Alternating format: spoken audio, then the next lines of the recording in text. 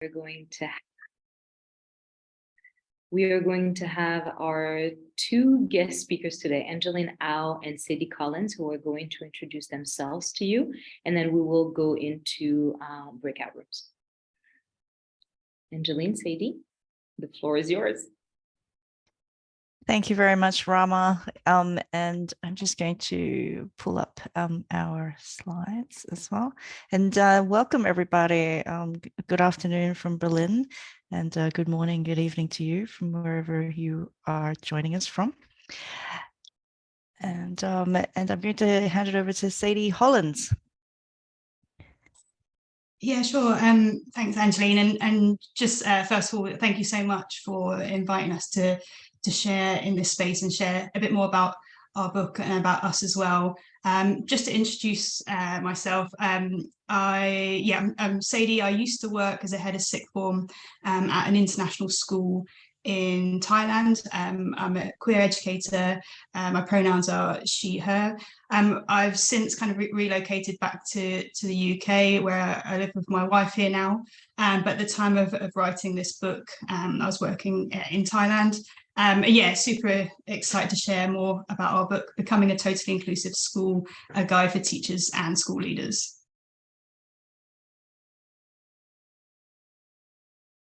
Okay, so yeah, just to kind of kick off a bit more talking about the book, I guess the starting point, the starting question is, what does this journey look like in terms of becoming a totally inclusive school?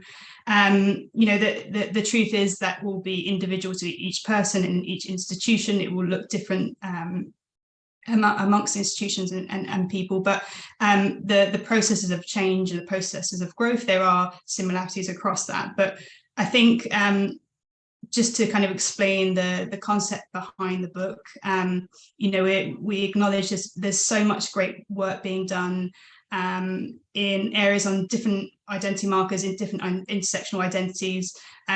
The premise behind the book was to kind of bring some of that work together, because we felt that they were all underpinned by the concept of inclusion and belonging. And so in our book, we attempt to bring this together just to provide schools, teachers and leaders with a roadmap for change. Just to share our definition, so what we're talking about. So total inclusivity means recognizing, valuing, protecting and nurturing diverse identities and intersectional identities, including those of race, gender, sexual orientation, class, disability, age, religion and language. Thanks, Sadie. And I think it's a good point that you raised, that whilst we have named certain identity markers here, we are striving to also in the book, we explain that how there's also a host of intersectional identities. And so we're really thinking about how do we build strong cultures that are truly inclusive, or can we recognize them when they are exclusive, elite, and the ones that exclude those that perhaps need us the most. Because throughout the book, one of the big themes that we have is that we're thinking about what we actually owe our students. And so at the time of writing, I was quite heavily influenced by this book here. It's called What We Owe Each Other, and it's written by Minouche Shafik, an economist. And in this book, it talks about a framework for social, economic, and political renewal. And we believe, and we outline in the book in chapter 4, how we think that this work is social change work. Right, and schools cost money to run, and for some, it's a real for-profit endeavor. But I think that, and outlined in chapter 4, we challenge everybody to think about how we need a full renewal of what that looks like. And I'm going to read an excerpt of the book later on that will kind of explain that as well. And also, like, at the heart of an inclusive school culture really are the students we serve. So educators in schools, they often state in their missions that children are at the center, or that they want to, have learner voice and agency. So how school communities actually see children and place children at the center, it can vary across cultures, across perspectives, different values and different contexts. And there's kind of no denying that, education is a service industry. And so while it can be kind of big business for some, the business of education, I believe, is to serve the students in our care, and to serve them in totally inclusive ways is what we owe our students. So when we think about what that looks like, we fundamental to our book is this idea that all learners in a school are worthy of being valued and to be treated with dignity. So a key message in our book is that, I am worthy and you are worthy. And these concepts really underpin a lot of our writing, because we believe that every learner in teachers and leaders' care in a school has a right, a legal and a human right to be happy, healthy, safe, and have access to the best education that we can provide. And they also have right to access resources, and resources include your expertise as educators, the systems and structures you have put into place to support them, and to be represented. So do they see themselves reflected in the curriculum? Can they connect to it and slide into learning? Does it help them develop the intercultural competencies without a loss to their own humanity? And are they recognized? So is there recognition? Are their authentic selves recognized and their voices present in decision making? And also, our book will hopefully help you to consider how you're being responsive to these needs of every child. And so I would like to read the little excerpt I was talking about before from our book. It's in chapter 4, and it's called, if you have the book with you, it's on page 55. And there's a little subsection called What We Owe Our Students, a New Educational Contract. Jacqueline Woodson and Lopez wrote in the picture book, The Year We Learned to Fly. Sometimes the first step toward change is closing our eyes, taking a breath, and imagining a different way. To create a totally inclusive school, educators need to reimagine. We need a new educational contract that redefines the purpose of education and the school's role in achieving this purpose. We also need to continually develop the individual mindsets, behaviors, and infrastructure that will help create sustainable change. This reimagining begins with recognizing that we have not always made decisions that considered all students at the core and heart of what we do. It is a commitment to taking responsibility for the systems we have inherited. Because when we know better, we should do better. The ability to envision in liberatory ways without fear and with a can-do attitude is essential. Educators need to dismantle the structural inequities that are always working against, holding the historically marginalized back. Education is a service industry. While it can be big business for some, the business of education is to serve the students in our care. Even in the business world, ethical renewals are possible, as can be seen with fair trade partnerships that seek greater equity in international trading conditions. For example, since 1973, Fair Trade Original in the Netherlands has imported coffee from cooperatives of small farmers in Guatemala, and the fair coffee concept paved a pathway for fair trading across other products like tea, cocoa, sugar, and more. Building on this, let us view coffee as a metaphor for schooling. As educators, we have made and consumed multiple cups of coffee and done this routinely. We drink it, enjoy it, and have come to rely on it. Sometimes we spill a cup. Now, it's not our intention to do so. We made a mess. We aren't going to leave it there. We clean it up and then perhaps consider investing in a sealable thermo mug that not only prevents spills, but also keeps one's coffee hot for longer. Our current educational systems are not too dissimilar.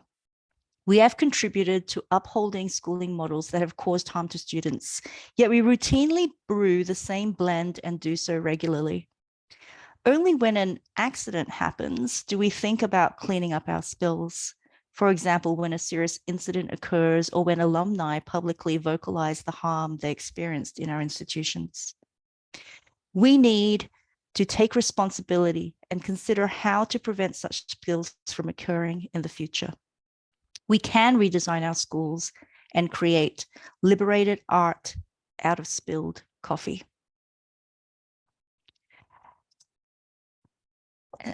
And what I wanted to also point out to you is that the cover of our book is actual, you can see if you hold your book like from front and back, you can see this coffee spill art here. That was actually designed and drawn and painted from actual coffee by Swai David, one of the co-founders of the organization let me get this right. Organization for Decolonizing of International Schools. And so I want a shout out to Swai and her beautiful artwork.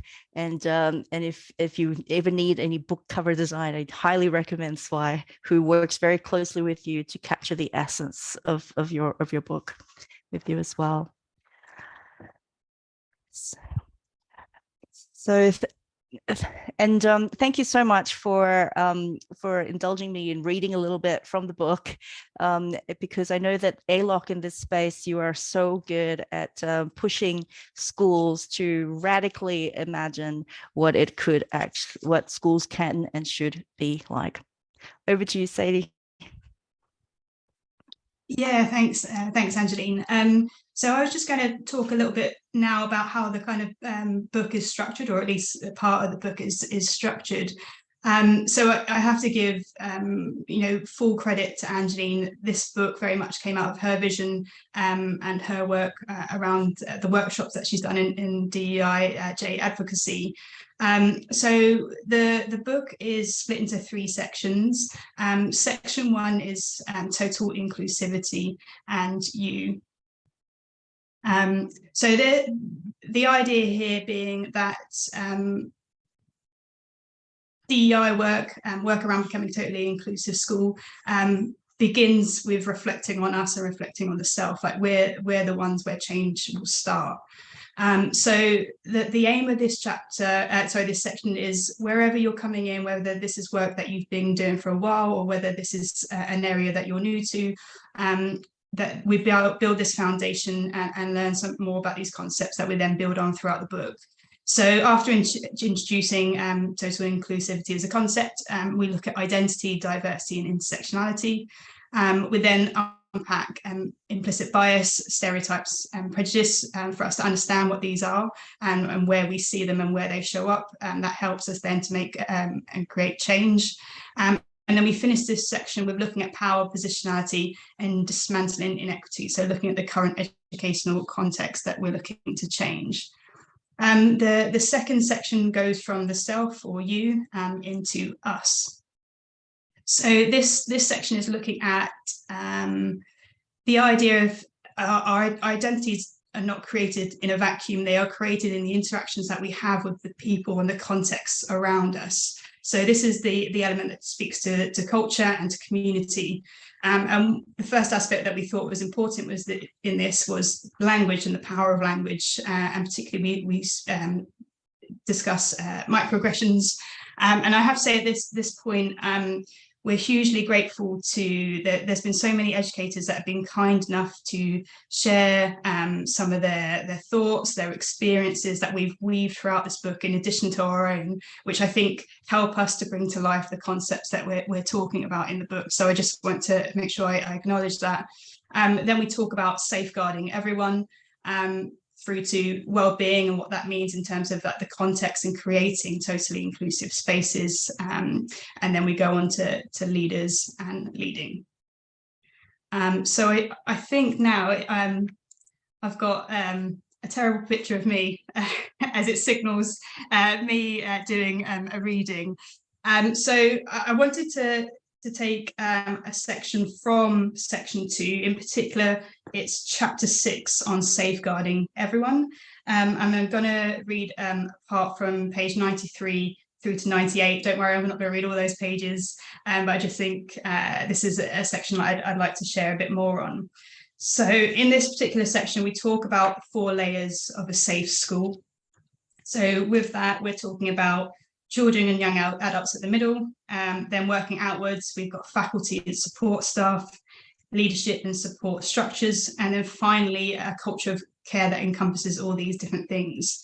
And why I say this is it's important to acknowledge that these aren't rigid circles or spaces. They are spaces that are fluid, that push and pull on each other to close or create space, depending on the cultures that we create within our schools. And so I just kind of bring this up because it then links this next part that I'm going to read. So just starting on page 93. So what contributes to a lack of safety in a school? An understanding of harm will help us in our journey to become a totally inclusive school.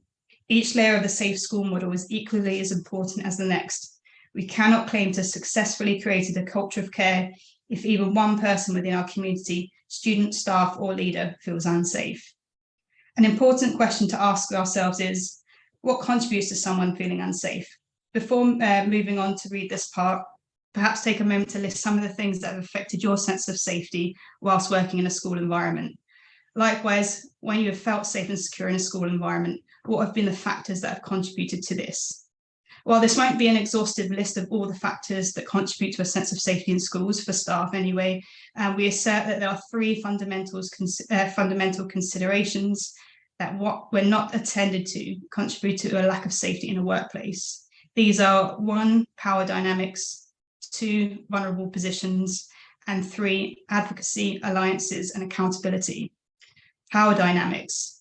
Many school structures are built on hierarchies of leadership consisting of school boards, executive leadership teams, middle leaders, teachers, assistants, and other support staff and specialists. There will undoubtedly be positions that hold more decision-making power than others, but as many people have experienced, power and influence may not always be directly tied to a particular position. It can also be tied to privilege markers of identity, white, male, heterosexual, cisgender. It might be interesting to take a moment to ask yourself how these look in your workplace. When we see our environment through a total inclusivity lens, things can start to appear a little different, and they are not always what they appear to be. This may be especially apparent for when the person in the position of power is the one acting inappropriately. Take, for example, this excerpt from a colleague based in an international school. We had a staff anti-bullying policy at our school, and the person we had to report any concern to was the school principal. However, this is the same person I witnessed treating several members of staff unfairly. They appear to pay favourites for some teachers, whilst other staff were treated poorly. Staff that challenged decisions would often shut down in meetings or publicly criticise. The principal would deliberately ignore emails and give deadlines at short notice to people that they didn't like. When someone complained about this to the executive board, they were told that a discussion would be had with this person. Ultimately, no further action was taken, and the principal in question continued to behave in the same manner. So this is an important example of power dynamics at play in several ways. First, the behaviour has had a harmful effect on those who are not favourites, i.e. do not hold power in this organisation for whatever reason that may be. Second, what's powerful about this example is what the lack of action on behalf of the executive team signals to other staff in the school, especially those who may also be treated unfairly by the principal or someone else in a position of power. It indicates to them what might happen if they challenge a decision or report inappropriate behaviour. Nothing. So the last one I just want to speak about is the second point, which is vulnerable positions.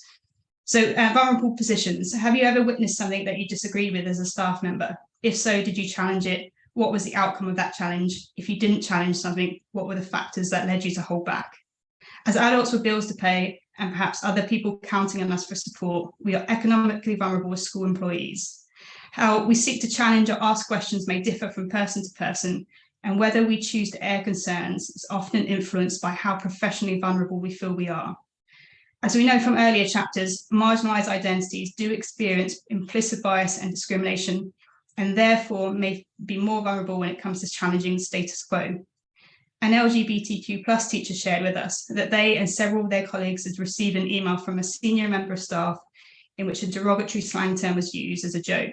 They were upset, and when they discussed it with other teachers, it was widely agreed that it had been unacceptable. And yet, no other staff members, even those who might be considered less vulnerable in terms of their position of power, were willing to publicly challenge or call out the use of language.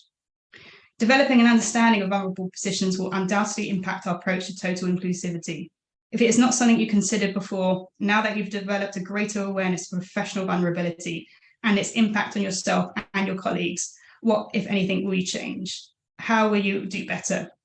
As we mentioned earlier in this chapter, our lack of action or silence can communicate just as much about our true intentions as our actions. Continue to reflect on this as you move throughout the book.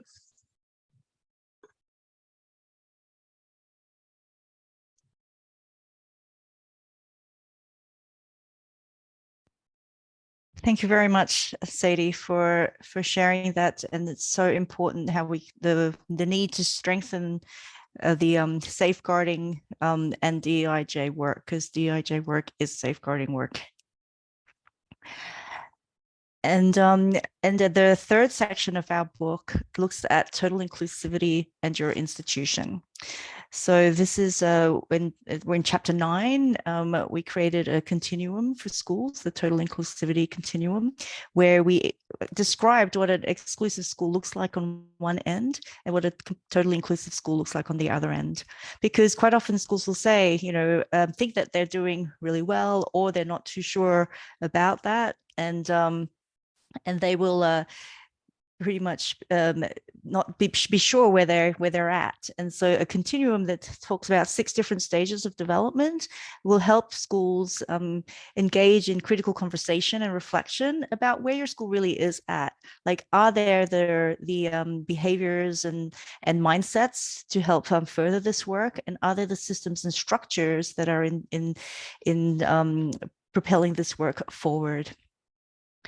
And I do also want to say that DEIJ work is safeguarding work. This was something that I've heard Katrina Daniel Samasa say very, very often, and so I've repeated that, but I'm going to attribute that to her because she was the one who said that and voiced that in my ear on Friday.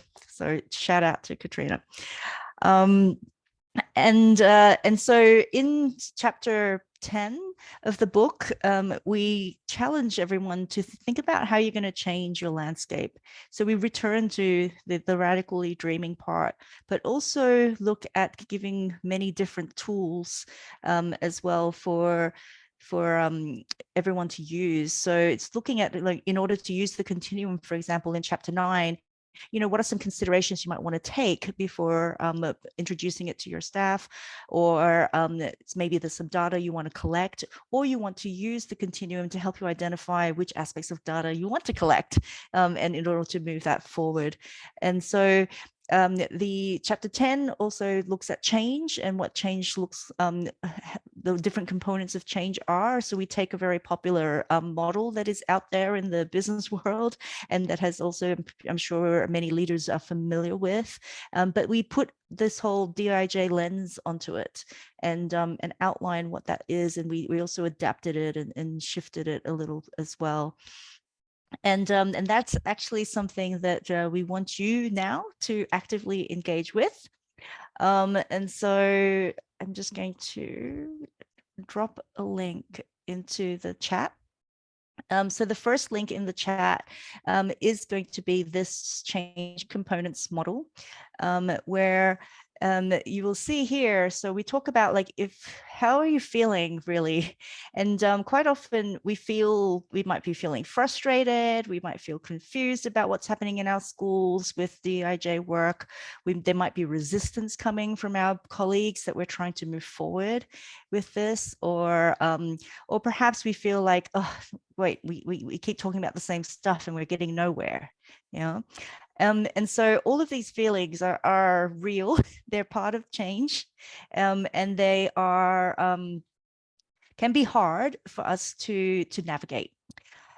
And sometimes, though, those feelings can overwhelm us, and we're not too sure then how to go about prioritizing what we want to do next.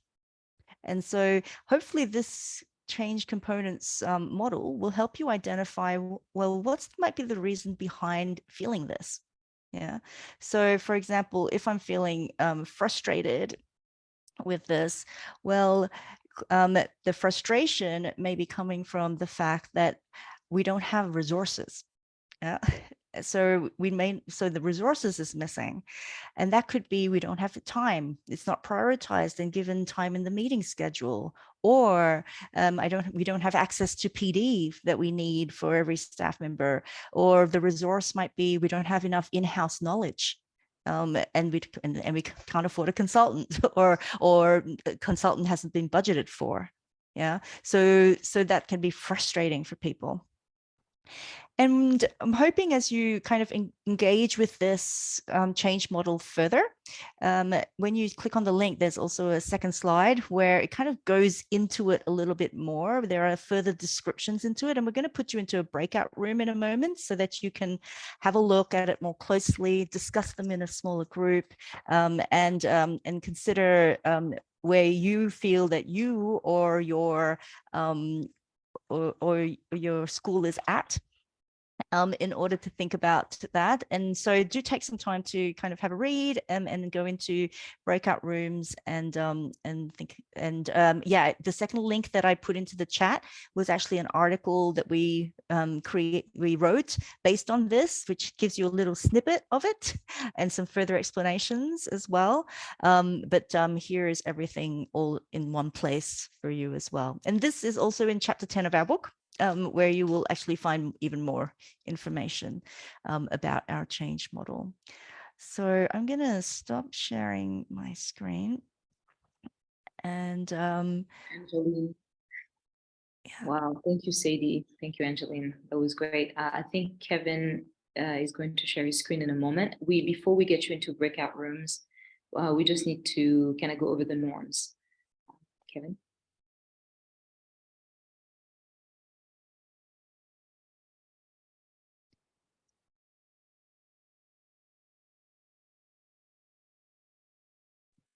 Thank you, Kevin. So as you go into your breakout room, be yourself, speak your truth, participate with whatever energy you have right now. One of the most important is to be open to outcome and diverse perspective as well, so that you can get the most out of this session and take responsibility for making things happen after the session. We're going to ask you to read these additional norms, specifically for white educators, so we can sustain a safe and brave space. We're going to ask you to take a step back, kind of check in and find ways to process later, so that we can all feel safe together.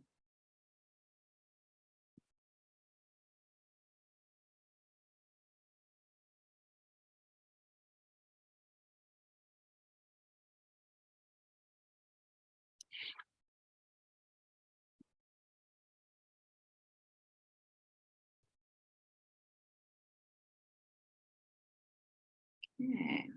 If you don't have any questions about the norms, enjoy the breakout sessions. I think we are going to put you in. Kevin, I think what we're going to do is we have several regions that we put together, and you can go into your region or choose to go wherever feels right for you. Angeline, Sadie, anything you'd like to add? Yeah, no, thank you so much for setting those breakouts out. It's just because we kind of advise those types of groupings because change can look very different in different regions, and so we also sometimes have contextual challenges that we thought might be useful if you were in a similar area or role. Yeah. Thank you, Angeline. Thank you, Kevin, for putting the breakouts together.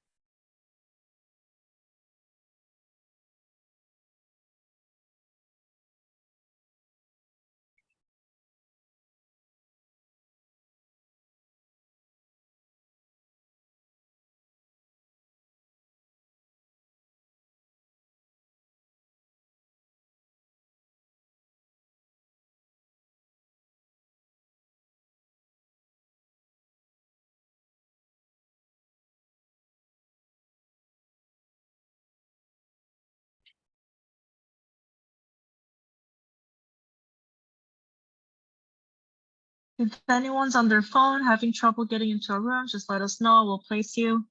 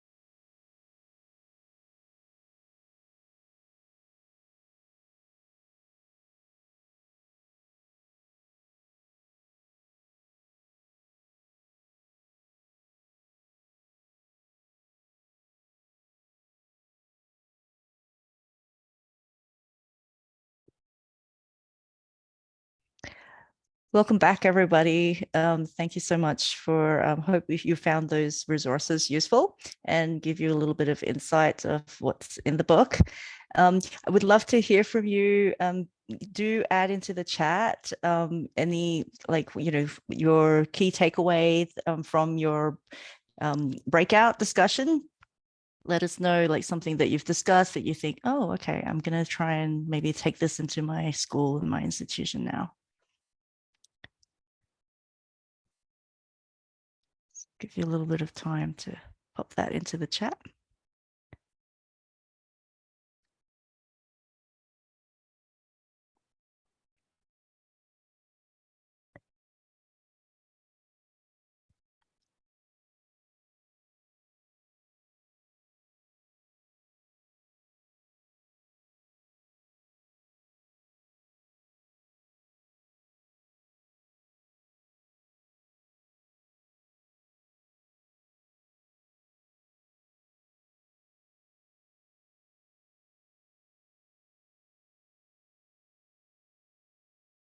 Thanks, Christina. Oh, sounds like in the I think it was the European room, that was the power of microcultures when aspects of the change component model are missing. Yeah, Sunny's reflection of microcultures within an institution. Yeah, super.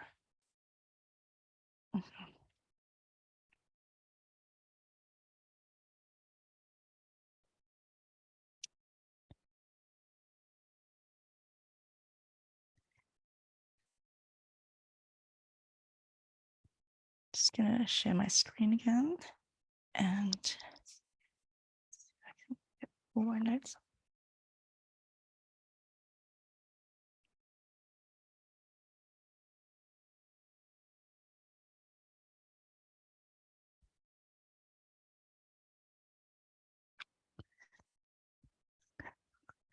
Great, thank you so much, everyone, for the valuable discussions that looks like you were having in your breakouts.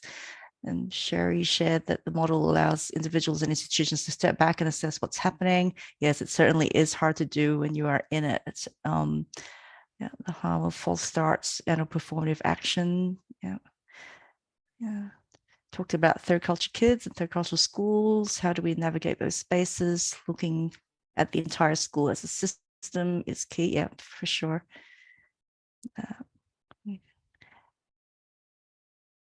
Yeah, to make sense of some of the hurdles we've been facing. Yeah, absolutely.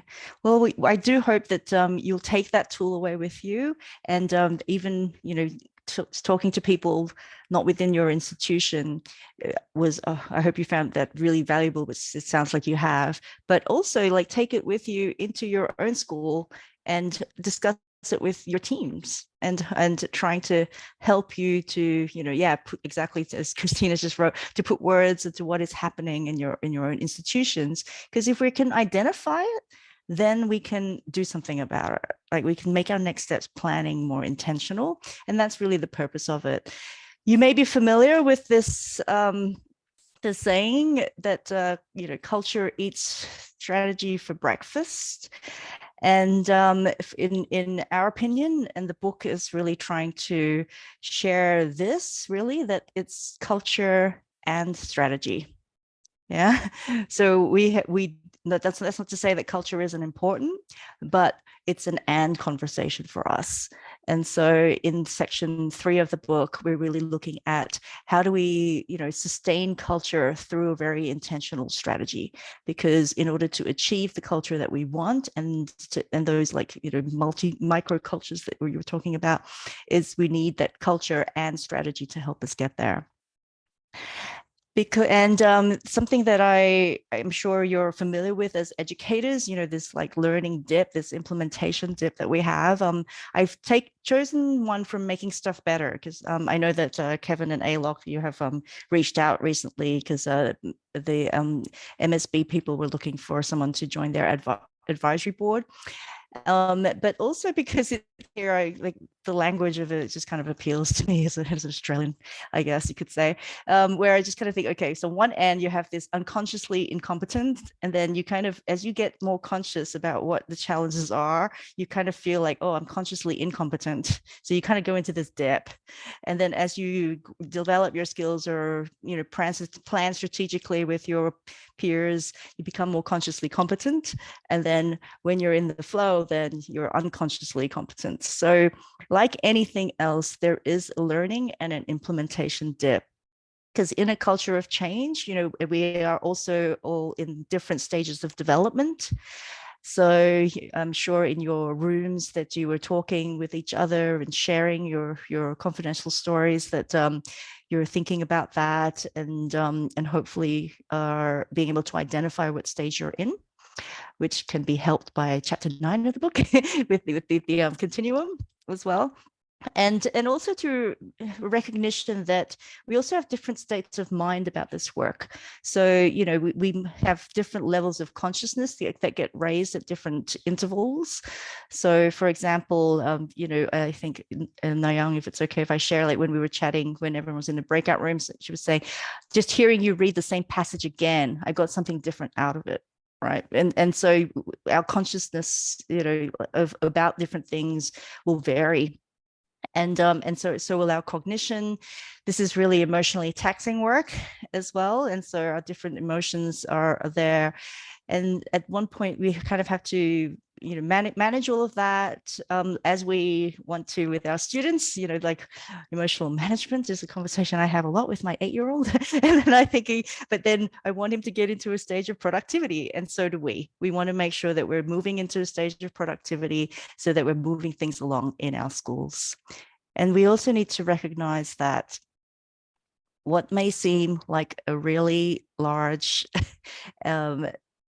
challenge is actually, all of the small steps that we take are going to make a difference. Yeah.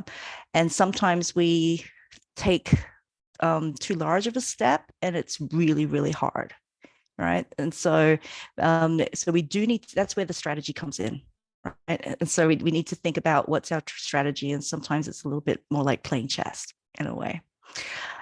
And so we're looking for progress, not perfection. I think that's what, and progress is going to look very different, but we also want to make sure that we have a vision for where we want people to go, and that we're not sacrificing the acceleration of progress, because, hopefully progress doesn't happen in 15 years when my son's already left school. Yeah, we want progress now for the students in our care right now. And one of the things I know that anyone who works with me hears me say very often, is that a reason or is that an excuse? And I used this term at a school in Finland recently, and someone on the staff said to me, actually in Finnish, our word for excuse is not a reason. So they have this word reason and not a reason. Yeah, so that really encapsulates how we feel about that. So if we're able to identify, have we identified a reason that we can tackle rather than an excuse that kind of puts us into the space of inaction? Yeah. And so I think that sometimes we are all more blind to what we have than to what we have not. And so I do think that it is important when sustaining DIJA in schools, it is important to engage in growth through gratitude. So we do need to recognize all of the steps that are being taken, small or large. And we want to, I hope that you can share in the chat something you're grateful for at the moment. You know, I'm grateful for, what are you grateful for? And Sadie and we're grateful for ALOC, and we are grateful for your book reviews. So if you have read the book at all, we were told by our publisher that you know, if people are reviewing it on things like Amazon or Booktopia, it will really help the book be seen, and if you help shine a light on it, then and amplify it at your favorite bookseller, it'll help our book rise through the algorithms designed by people who value those things. But it will help us. Sometimes I guess we need to play the game to come out on top. So we're really grateful for that as well. And so yeah. And so, yeah, we just encourage you to stay connected with us. If you have any questions or of how we can be of service to you, then do just let us know. And yeah, thank you so much. We're going to open it up for questions now. So if anyone has any questions at all, please ask.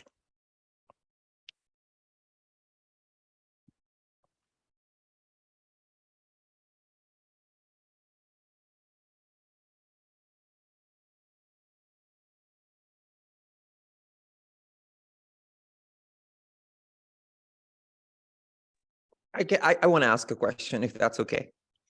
Sure, Jakob, please. So I was just sharing with my group, we did North, Central, and South America, but first of all, I loved the book. I read it very quickly over a weekend. I just devoured it. And I actually asked my team to read it too. So everybody read it, and then we sat down for 2 Fridays.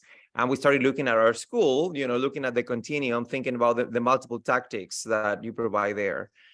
And I had an answer to this question because my team asked me, but then I want to ask you the same question because I have the authors here. But, you know, once we used the continuum, we looked at the tactics and we looked at our school at the individual level, organizational level, extra-organizational level, we found ourselves all over the continuum. Right? Like some areas were like, oh my gosh, we're doing great. Some other areas were like, geez, this is really bad. Right? And then you start thinking about, well, but you know, those areas that may be really bad, we can't really interfere because, you know, that's not the scope of the work that, you know, the office has, or, you know, the power that you've given by the head of school, or et cetera, et cetera, et cetera. So I guess my question is, and this is the question that one of my team members asked me, is like, well, how do you go about that when you actually take these tools that, you know, are provided for you in this book, and then you find yourself that your school is all over?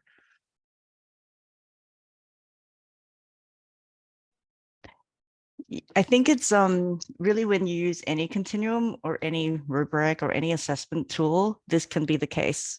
Yeah.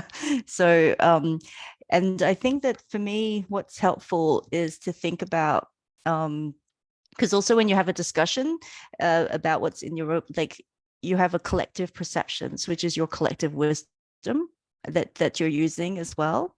And so sometimes we make a lot of assumptions, but of course we have also wisdom, you know, we have experience with these things that are happening in schools. And sometimes we're like, oh, and quite often you hear things like, oh, there's pockets of this here and there's pockets of that there, which makes us all over the continuum. But that should give you information about maybe where you want to, what you want to dive into and look into a little bit further, right? And or maybe formulate some questions to unpack and uncover what might be happening there. And so to ask yourself, you know, what makes us say that we're here? Why do we think that's that? What makes us say that? And what makes us believe that? What can we, you know, whose voices are not in this room, maybe, that we can go off and find out more about, and in order to work out what's actually the underlying issues that will help us move from that stage into the next phase.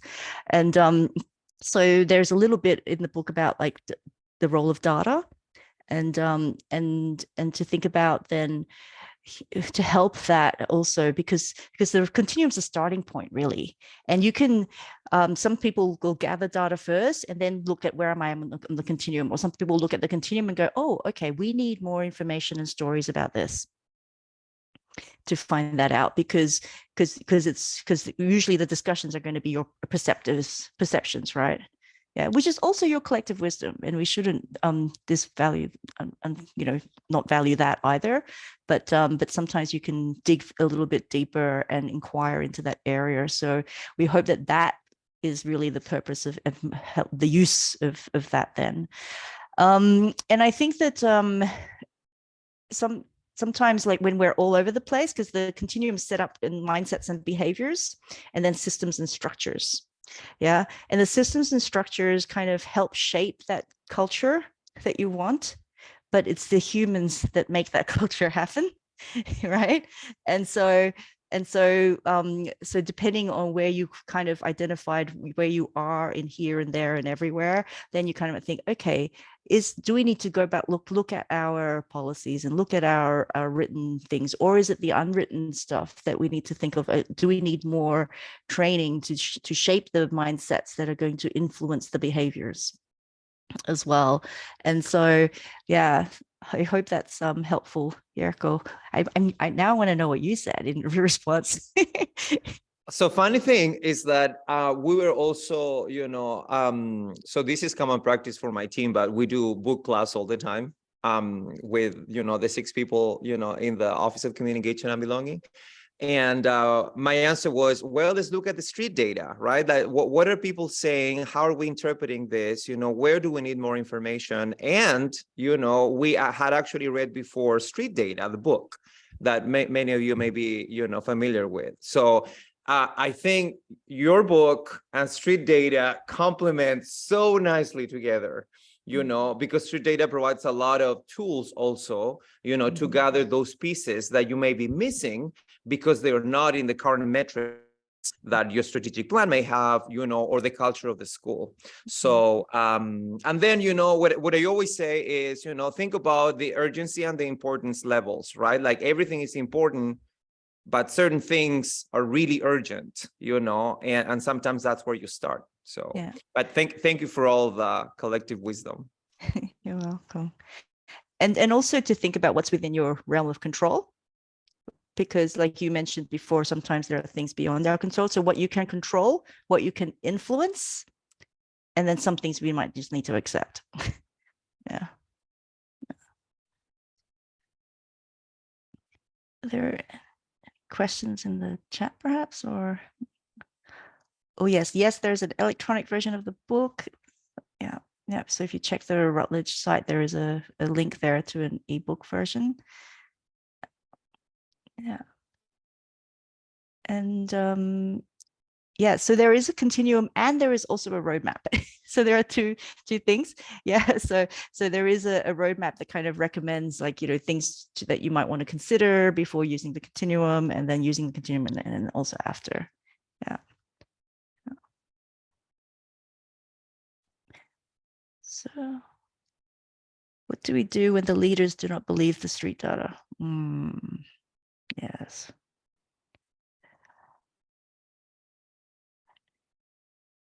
We give them the white supremacy culture article and tell them that we shouldn't worship the written word. No. Yeah. What do you think, Sadie? I mean, it's such a good question. When I read that, I guess part of my thinking kind of always comes back to, like I've said this before, in conversation with Angeline, is like a term that I've heard in counselling is like push where it moves. So wherever you can enact and create change, that's where you not concentrate your efforts, but that's for me what I would center those efforts around, and hopefully over time that will build. You know, maybe like you know, like for example, like reading this book, you might go away and come back and read it in a different way. You know, you're also hoping that that opportunity may happen, but it doesn't mean change and progress cannot happen in other ways. Like Angelina's saying, it's many different steps that happen. So I think, like for me, it's pushing where it moves, and doing what you can within your classrooms with your students. You know, ultimately they are the future. They are the ones that we want. They are the ones that are going on forward to create this this equitable, inclusive world and space. So for me, that's where I would focus, you know, for at least for the time being, with the hope that things will continue to evolve and move. Yeah, that's a good point. I kind of like that story about like don't water the rocks and expect like flowers to grow a little bit. But one thing too is like a lot of leaders are familiar with you know, cognitive coaching, and then there's one of the founders of cognitive coaching. His name's Robert Garmston, I believe, and he wrote a book called the something about the art of storytelling. And it's a small little book that talks about the power of storytelling, and it talks about like 4 things that stories will help. So one aspects of stories is that it'll help you shift to where you want to go, or it helps you like envision things, and so and I think once you look at the art of storytelling, and then if leaders have this book, because it will help them develop their own leadership skills. So that's a way in. Oh, this will be about you. And and you can upskill your skills by looking at the power of storytelling. Because if you become a better storyteller, you're going to become a better leader. And at the same time, you start to value what stories can do. And then when you look at the street data, we're looking at a lot of anecdotal things that traditionally have not weighed as much as like numerical kind of factors, right? But when you look at valuable forms of assessment, anecdotal records are a valuable form of assessment, right? And a way in which we gather and can measure growth. And so I think maybe that's a text to start with for those leaders, and then for them to think of like, you know, stories are just not stories equals, you know, fairy tales and fiction, but stories as in actual data.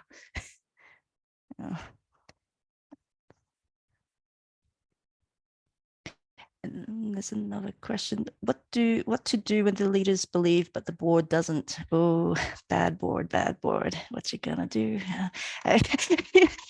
Yes.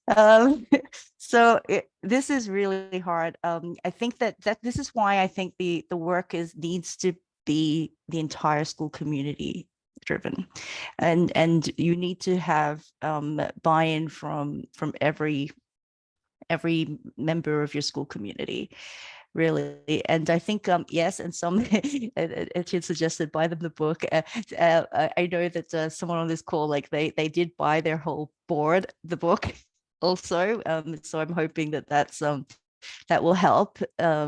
And I do think that this is a constant challenge, and I think this is also a thing that sometimes makes leaders really hesitant to engage with this work, because they're scared of they have, you know, difficult boards.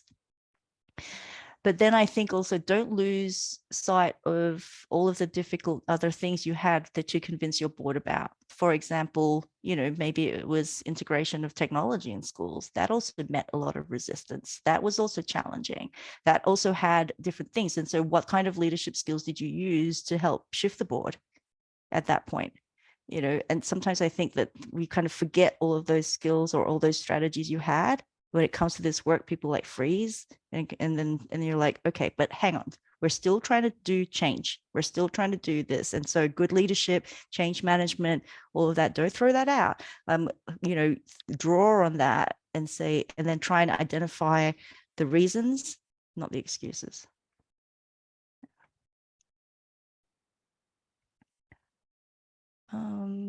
Any other questions? Or oh, I also realized the time, Kevin. I don't want to. I could talk for. But thank you everyone for joining us on your Saturday.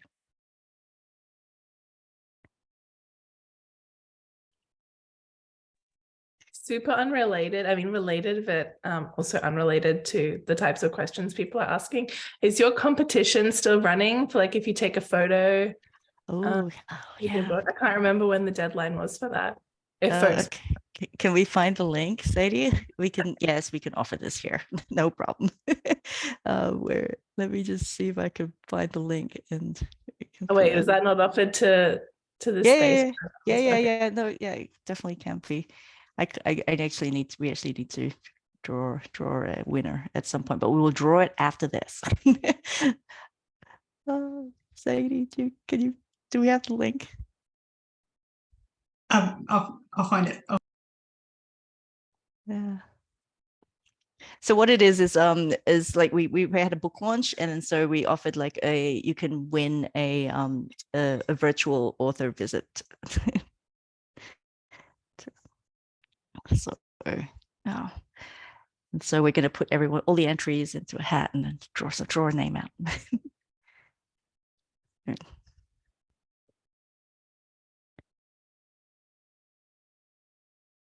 Oh, this is a good point, Etienne. In the chat, you've said one watch out from experience. School leaders often use the board as scapegoats. More excuses, I see, or not reasons to not do the work. Parents. Parents too. Yeah, that's true. Yeah. Danel's article addressing parents is, I think, a good response to that narrative.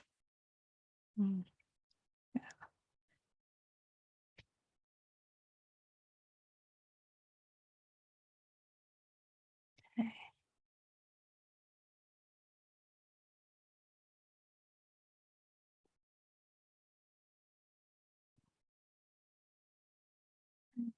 Any other questions?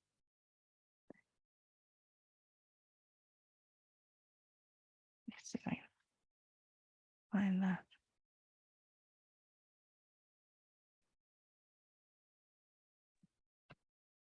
All right. Well, thank you so much, Angeline and Sadie. Let's give them some virtual love. We appreciate you all so much.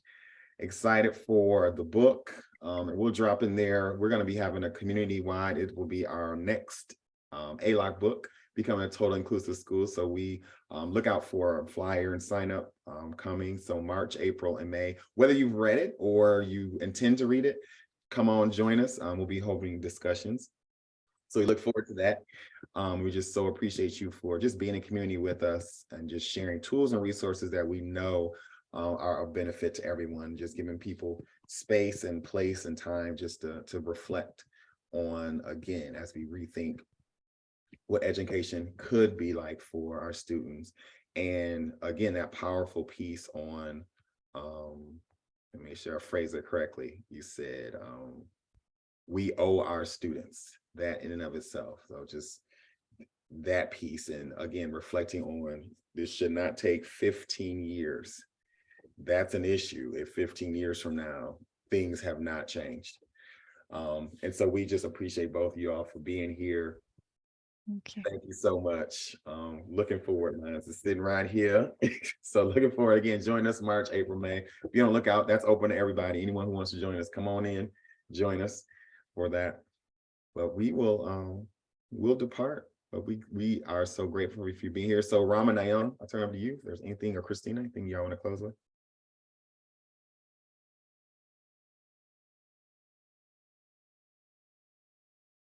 Thank you, everybody, for being here. Thank you, Angeline and Sadie. I cannot wait to buy the book. I haven't had a chance to do that, but I think I'm going to take your advice and share this with the leaders. And I think the board members should also read it. And I'm going to take advantage of the fact that I'm on the board right now to kind of convince them that this is something every single leader should read. Thank you so much for gifting us with this. I can't wait.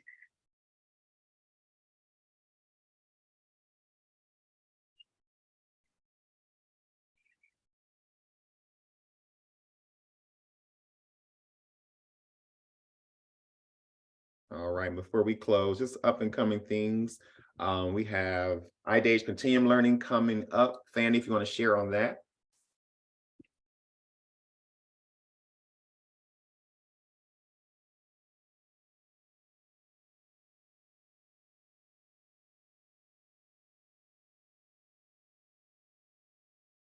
About they continue learning advocacy circle. Okay. No, you tell us. No, welcome, and I love the presentation today. I'm also doing the book club, and yes, it's I just love it. And yes, I'll invite you all on the 25th to the webinar that we have. As well on February, there is the culturally responsive and linguistically responsive training with Rama and me. If you can pass on the registration link in your schools and to people that you know, you're welcome also. So we're preparing for that. And there is also the advocacy circle. Yeah, so just about the workshop with Rama, please pass on the link and invite everyone to the training. Thank you. Thanks, Fanny. The advocacy circle's coming up for BIPOC members. That's with Sherland, and I think Tawana hopped off. Self-Care Sundays coming up with Don, Sherland, Tawana, Chandra, and then we're closing with ISS. If you've not attended that first session, the next one's coming up, facilitated with Margaret and Joel, and the reading is The Wake Up. So you're invited. That's the end of February, just like that, y'all. It'll be March in a minute. All right. Well, enjoy the rest of your weekend. Good to see everybody. Nayan, thanks for dropping that link tree. Link tree is linked to all, any registration, any signups right there.